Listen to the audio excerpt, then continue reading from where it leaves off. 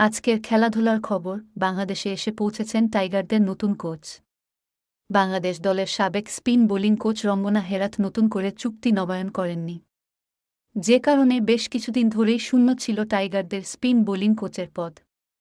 তবে গেল সপ্তাহেই এই পদের জন্য নিয়োগ চূড়ান্ত করেছিল বিসিবি। পাকিস্তানের সাবেক স্পিনার মুশতাক আহমেদকে বাংলাদেশ দলের নতুন বোলিং কোচ হিসেবে নিয়োগ দিয়েছে বিসিবি। আর দায়িত্ব পাওয়ার পরই গতকাল সোমবার বিকেলে বাংলাদেশে এসে পৌঁছেছেন মুশতাক।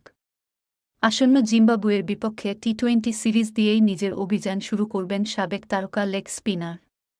টাইগারদের নতুন এই স্পিন কোচের চুক্তির মেয়াদ ধরা হয়েছে 2024 টি-20 বিশ্বকাপের শেষ পর্যন্ত। আগামী জুনে ওয়েস্ট ইন্ডিজ ও যুক্তরাষ্ট্রে বসবে সংক্ষিপ্ত ফরম্যাটের এই আন্তর্জাতিক আসর।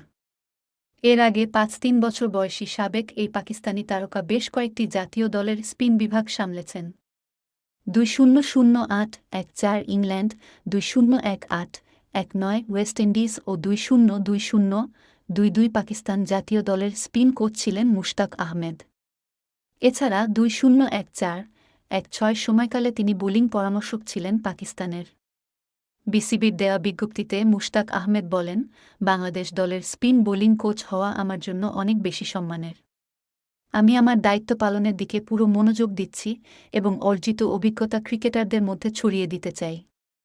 আমি সবসময় বিশ্বাস করি তারা, বাংলাদেশ, বিশ্বের অন্যতম ভয়ঙ্কর দলগুলোর একটি। বাংলাদেশকে নিয়ে আত্মবিশ্বাসী কণ্ঠে সাকিব আল হাসানদের নতুন এই কোচ বলেন, তারা যে কোনো দলকেই হারাতে পারে, কারণ তাদের সেই সামর্থ্য, সম্পদ ও প্রতিভা আছে।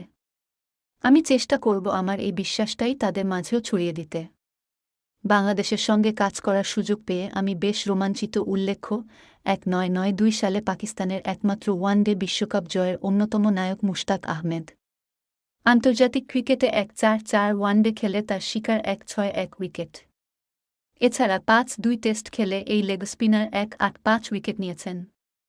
তবে চোটের কারণে মুশতাকের আন্তর্জাতিক ক্যারিয়ারের শেষটা ভালো হয়নি।